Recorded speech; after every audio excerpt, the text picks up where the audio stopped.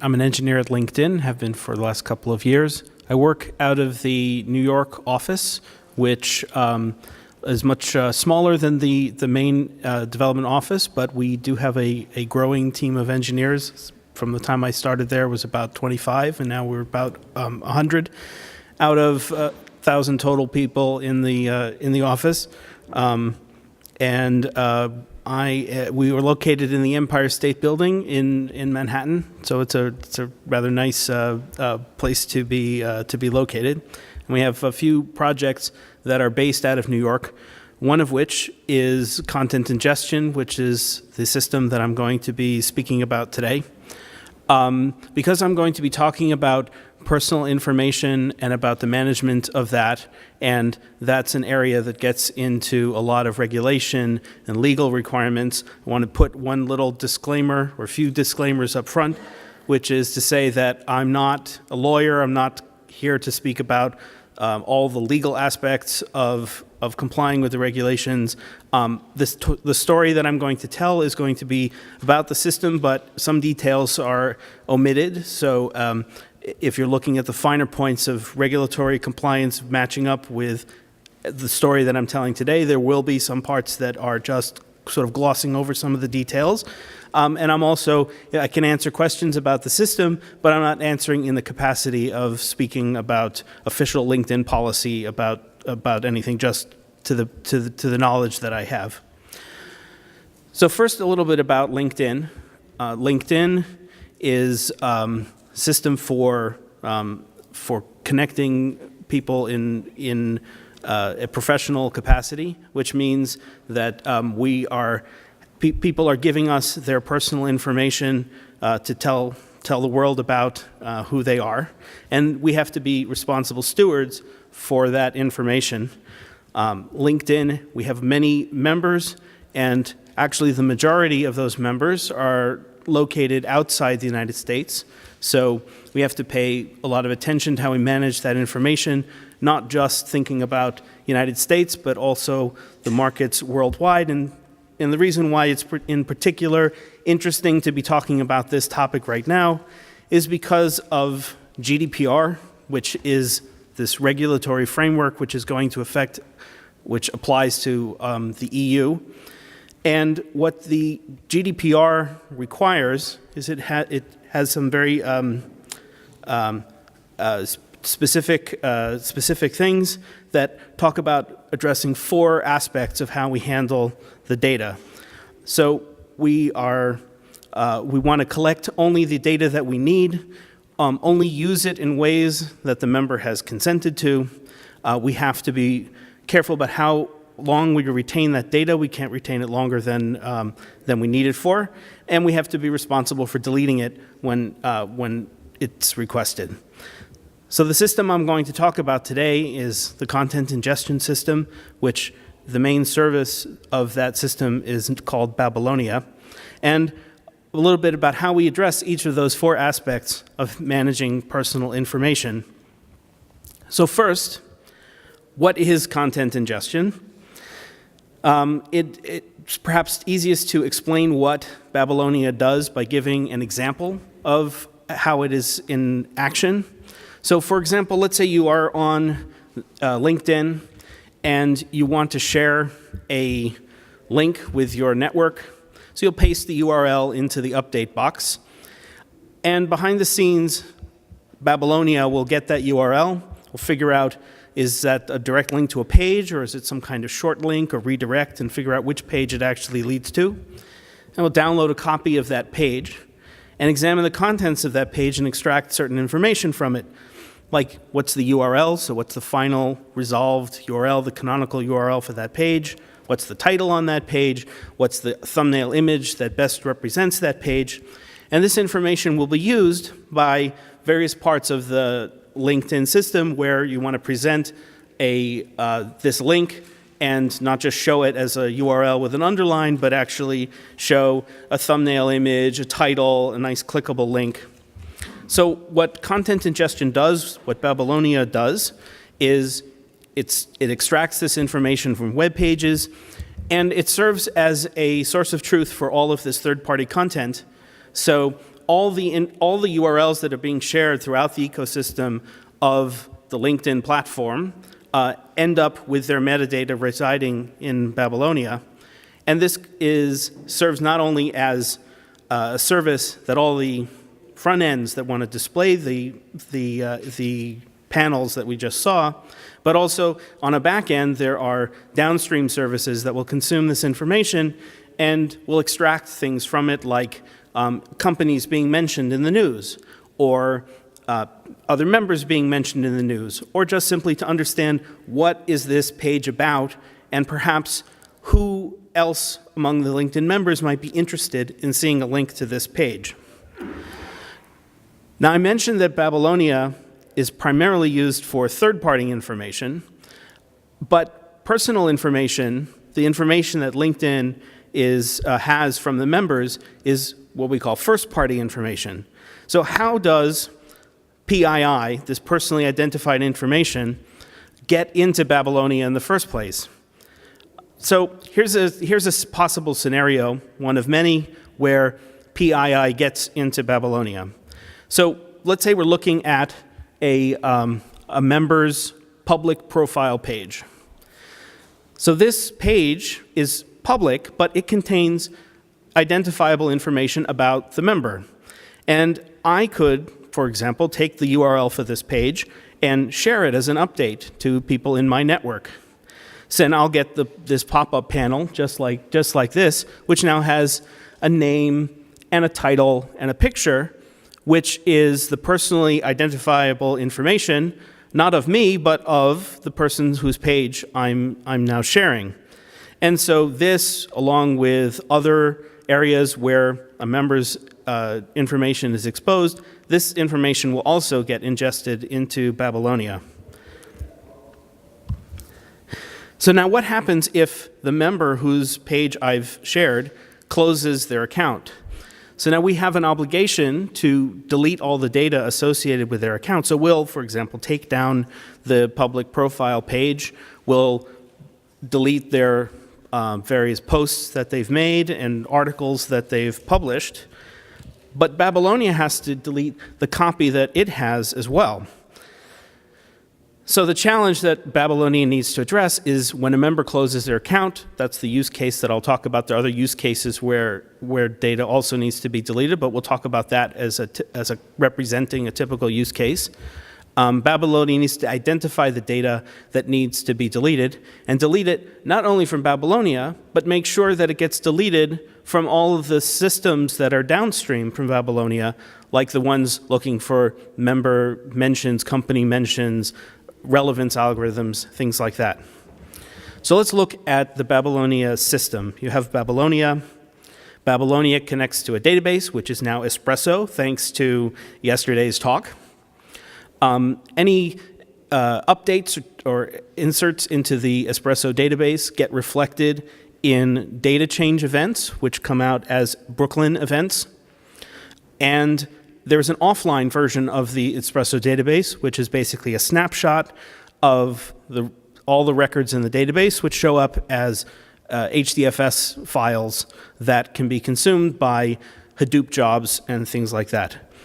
So when we talk about where we need to remove the data, it's in these data sets that we have to worry about.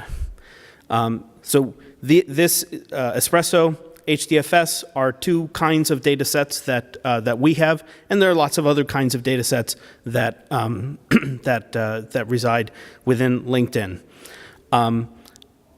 How this all the system all works together. We have various jobs that are running, say on the offline side. You have offline jobs reading from the ETL version of the database. They're using various technologies to process the data, many of whom are open source. We have what we call nearline processes, which are consuming this stream of data change events, which use Samza and Kafka, which are actually LinkedIn technologies that have been developed and open sourced. And so we see here that we have the public a public profile page gets ingested by Babylonia. It shows up in the Espresso database, it shows up in the offline, and now it's exposed to all these other services that are processing that data on the back end. So here are some of the challenges that we're faced with. The problem that Babylonia has is that when I paste a URL into that update box, there's nothing inherent about that URL that tells me which member that URL might contain data about. So we need to identify which URLs pertain to which members, so that when we know a member closes their account, we need to figure out which records are it that we need to delete. And this isn't always straightforward, because sometimes the data that belongs to one member, member A, is actually in the posts of member B or in the activity of member B. And so you need to figure out where the connection is between the URL and which member it is. So we have a couple of options that we could do for how we could solve this problem. One option would be that we'd require all the upstream systems, such as the system that produces the public profile page, or the publishing system, or other systems that contain member PII, and tell them, well, you know whose public page it is, so if a member closes their account, you figure out what their public profile page URL is, and tell us what the URL is, and then we'll delete it from the system. So the advantage of this is that the system that has the knowledge of connecting the member with the URL issues the instruction, because they're the ones that are best situated to know the answer to that question. Also, that the work that needs to be done to delete URLs, it only needs to be done in the instances when a member's account is being closed. And we have the responsibility where the knowledge is. So this is a better from a design point of view to having this single responsibility where it belongs. However, the drawback of this solution is that we're requiring all the systems that possibly could be exposing personal information on a URL. We aren't knowing whether we're compliant unless we're sure that all of them are notifying us. And there isn't any real easy way for us to check to make sure that they're notifying us. And so we're pushing the responsibility on them, but we don't have a good way to be able to be checking for sure. And an example of where this might come into play, let's say public profile page, a member might change their name or change the vanity URL. You can adjust what username you want to use on your public profile page. And so over time, the URL that is currently used for the public profile page might be different from the one that was used 2 years ago. And Babylonia ingested the URL 2 years ago, and we're getting a notification that this URL needs to be taken down. But we're asking the upstream system to remember not only you have to tell us about all the URLs that are being taken down, but all the historical ones that perhaps are invalid, perhaps aren't even served by a system that is still operational. And so that makes that problem too difficult for an upstream system to address completely comprehensively.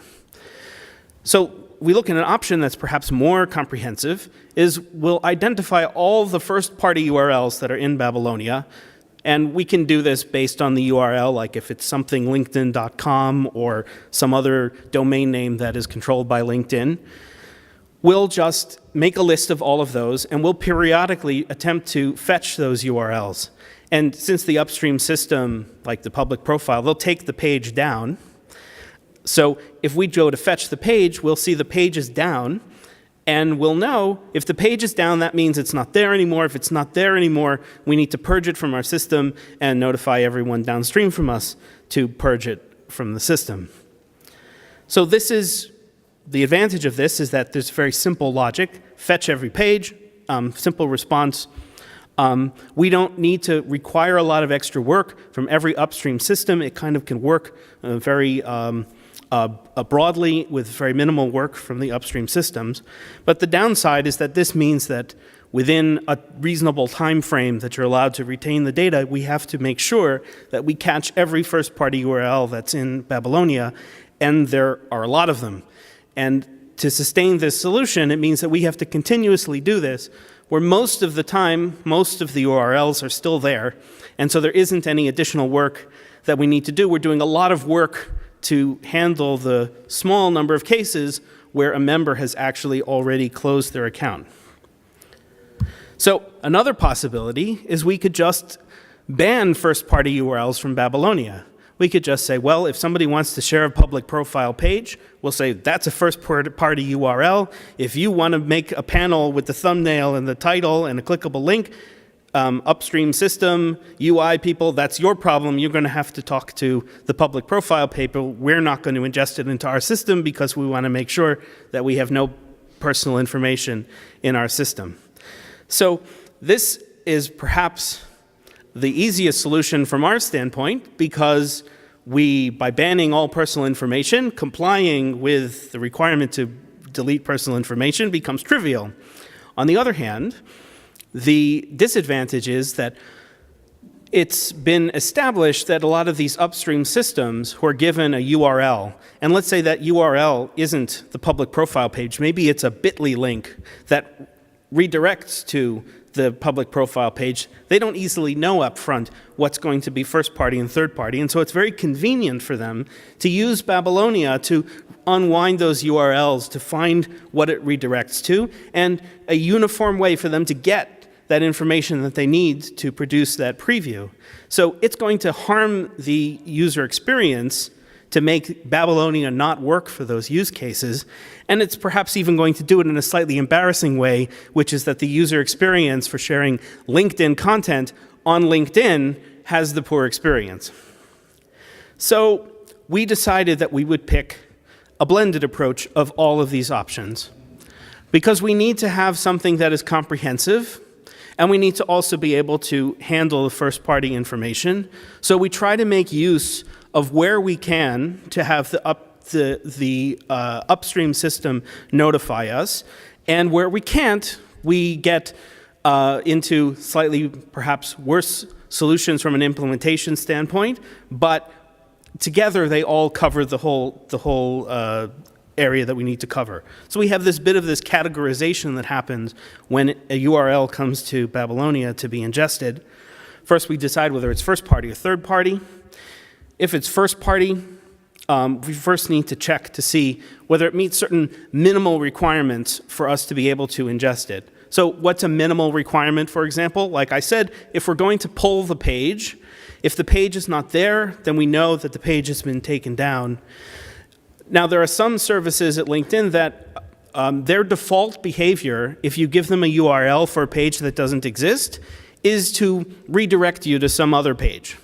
So we won't know by looking at that page whether the page is still there or not, because it'll always tell us that you've reached a valid page, even though the content of the page won't reflect that member's profile or whatever it is. So that's our minimal requirement. We have to say, in order for you to be in our system, we have to at least be able to know that if we fetch you and that page is not there anymore, that's not a valid URL under your little subdomain category of first-party URLs, that you will respond with some kind of response that's not a simple 200 page is valid. And we keep this in a whitelist as opposed to some other way, because we want to make sure that any new kind of first-party URL that gets into the system has to at least be verified or validated that it meets these minimal requirements before we allow Babylonia to ingest it. And if it's going to be ingested, then we have it into two other categories. One of the ones where we will resolve by allowing the upstream system to notify us when it needs to be taken down, and then all others are in this category of we will actively refetch it periodically to ensure that the page is still there. So how do we implement the upstream notification?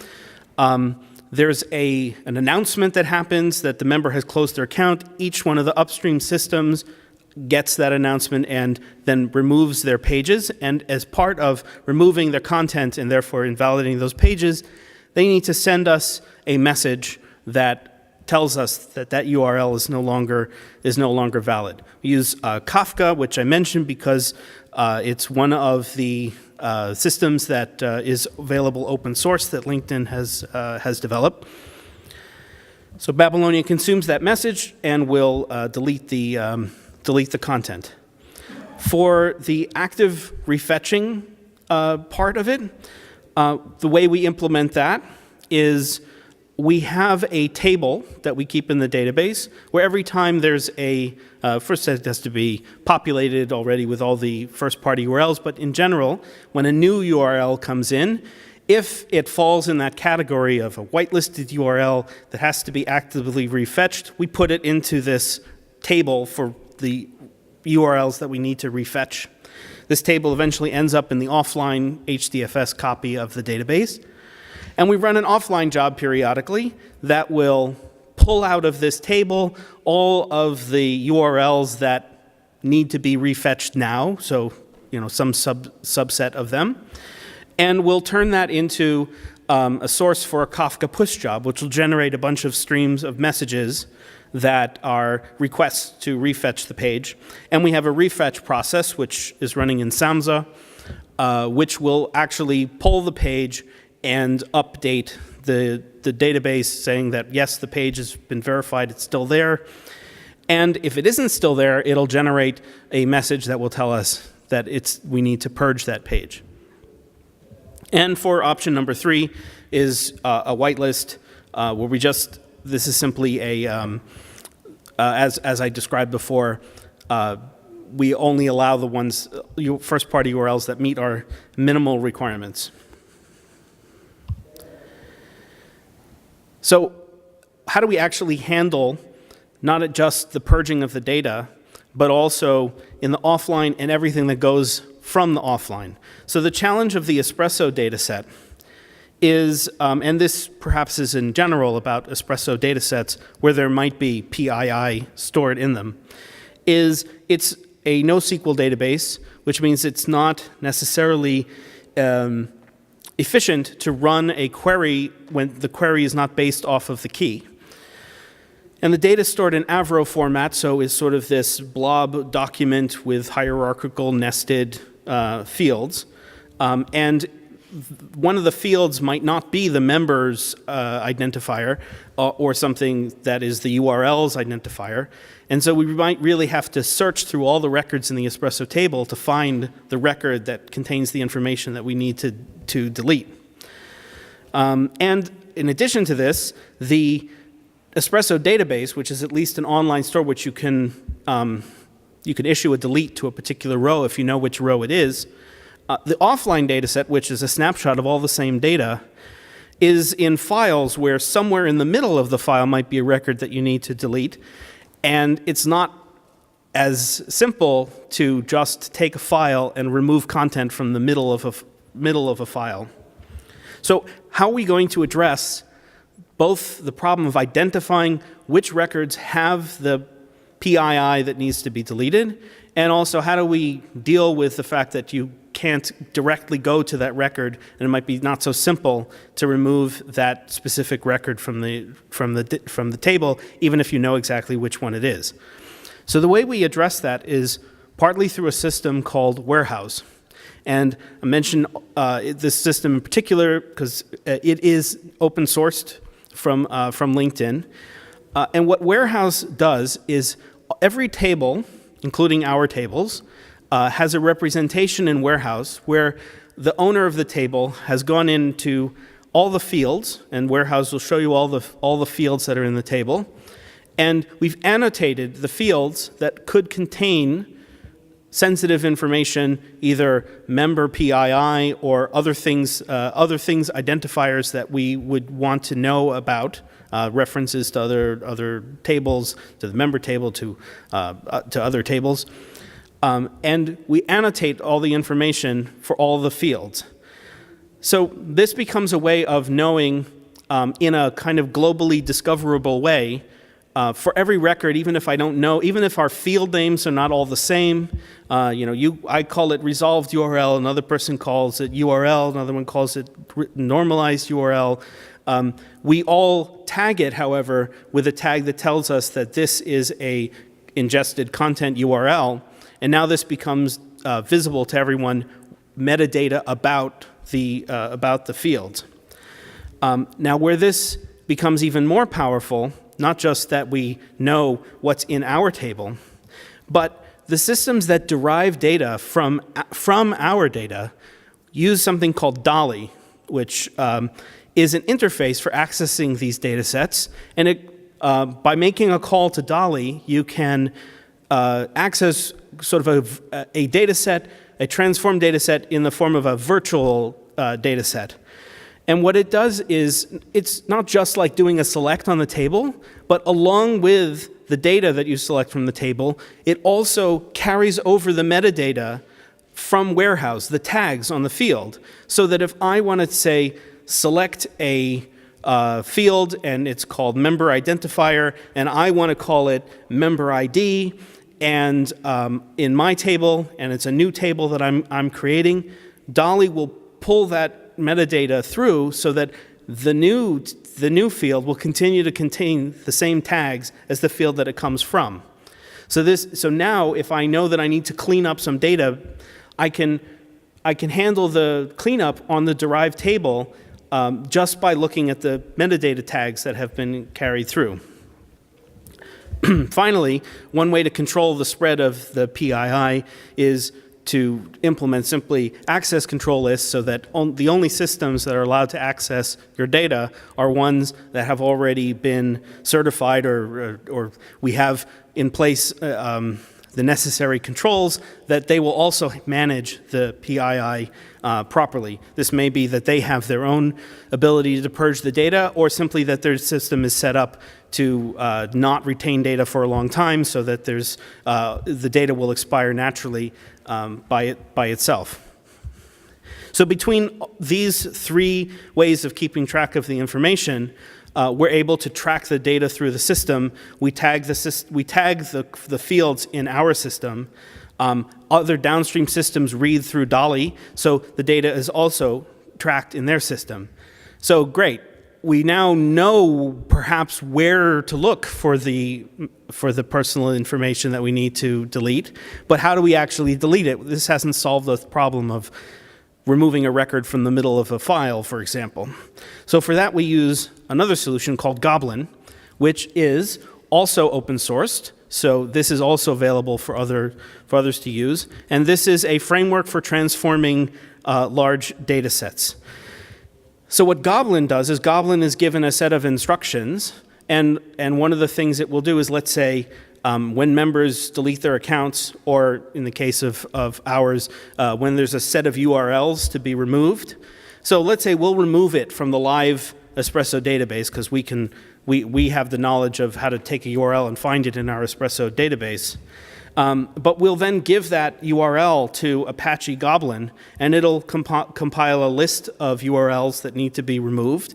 And the Gobblin job will crawl through our Espresso database, but not necessarily ours, because we already take care of that, but other people's Espresso databases where they might have information derived from us, and the offline stores and other offline data sets that are derived from those data sets, and look at the tags, and for every tagged field, match it up with the thing that it needs to delete, and we'll transform that data set and purge out the content. So this Gobblin job runs periodically. And between Warehouse and Gobblin, this covers a whole set of Espresso databases and offline data sources where the owners of these individual systems might have had to implement their own particular customized solution, and if they properly tag their system and they're otherwise set up their system in the right way, they can just piggyback onto Warehouse and Gobblin and let it manage the data for you. Ultimately, with a system like this, we have this combined approach because compliance has to be the first objective. We need to make sure that we have a solution that is comprehensive. In some ways where you want, and sometimes when you want to improve something about a system, it's okay to think incrementally and to say, well, I'll make it a little better at this, I'll improve throughput a little bit here, I'll improve conceptual cohesion a little bit more over here. But this is a somewhat different kind of requirement in that we must first figure out that we have to be compliant, and if we can find better, more efficient, or cleaner ways to do it, we can iterate that way. But we have to make sure that we have something that is going to get us to full compliance at the start. So where does this fit into a somewhat bigger picture of how this system works and how it achieves the goal that we're trying to achieve? So we needed to add constraints to the system. We need to say to systems, if you have personal information, you need to be careful about how you handle it. We tell developers, if you aren't managing the data, don't read that data. Essentially, we are telling them to be more careful with the data. I have an analogy to this that I thought of one time. I saw my 9-year-old son was doing his homework at the dining room table, and he took a cup and started to pour juice into the cup, and he put his cup down on his homework and started to pour the juice. And I said to him, maybe putting your cup on top of your homework is not a good idea because you might spill. And he said, don't worry, I'm being very careful. So the problem with being very careful is that even when you're careful, it isn't as complete a solution to the problem as putting your cup somewhere safe, so that if you happen to not be as careful as you thought you were that one particular time, you still can't ruin your homework. So what we tried to do with this satellite of solution, this constellation would be the better word, of solutions for managing personal data, is to use a solution that makes the constraints part of the system. So the constraints act as guide rails, and not only does it make it more difficult for you to do something wrong. So if you want to access the data, you first have to demonstrate that you are doing what you need to do before you even get access to the data. And we don't rely on you to be extremely vigilant about tagging your data, because Dolly will carry the tagging through, so that the tagging, it will happen for you by default if you are using the system properly. And it also serves as a way of telling the developers, this is how we expect you to go. You can look up your data set in Warehouse, a new data set that you've created through Dolly, and the tagging will already be there based on where the data came sourced from. And if you need to do something to tweak it, at least you are somewhat already there. So in the bigger picture, we want a system that is easier to predict and control. It's not relying on every person to do exactly the right thing. So and we try to accomplish this by making wrong things harder to do, and also give guidance to the developers what the right thing to do is. We also want to do this in a way where, instead of putting up a wiki of developers, you shall do the following things, we want to have such things like these tags in Warehouse that are actually some manifestation that people can look at, that are manifested in the code or explicit in some way, because it's much more difficult to look. If something isn't explicit, it's much more difficult to look and see what developers refrained from doing because they knew it was a bad thing, if the act of refraining doesn't show up in some way concrete that you can look at. And Warehouse and Dolly and the ACLs make some of these constraints more concrete, that are visible. And in some ways, this is an example of architectural hoisting, where what we've tried to do is build into the system the constraints so that someone going in and wanting to work within the system, the first thing they need to do is to get the system to work for them is to act in a compliant fashion. That's sort of the default. And if there are some times where you need to make exceptions for certain cases, it becomes a matter of very careful application of additional freedoms around the constraints rather than making sure that everyone maintains the constraints on their own. So what we've done at LinkedIn and for the content ingestion system is we've tried to make our managing of the personal information be something where we use the frameworks that are provided to manage our PII. And what we get for that is that we kind of think about these things up front and how it works within the framework. And it frees us up to, once we've sort of onboarded the initial process of getting onto the framework and tagging everything, it means that once we know that that's kind of handled in some way, it frees us up from using up mental bandwidth to maintain that vigilance, and we can continue to make changes to the code with some confidence that the system is going to break in some way if we try to violate the constraints. And so we're less thinking about maintaining the constraints and more thinking about the actual development that we want to do. Hey, thank you. That's that. I'm intending to be available for office hours pretty much following this talk, and have any time for questions. We do have time for questions. If anyone wants to have it. If you just repeat the question. Sure. Yeah, the question when your X process retrieves URLs and in order to get if they are accessible or not, and depending on that, it removes this URL data from the explorer. You have a failure in your system and some of the URLs are not available in that type. What do you do? Will you remove the data from the data? So we have to have some amount of, you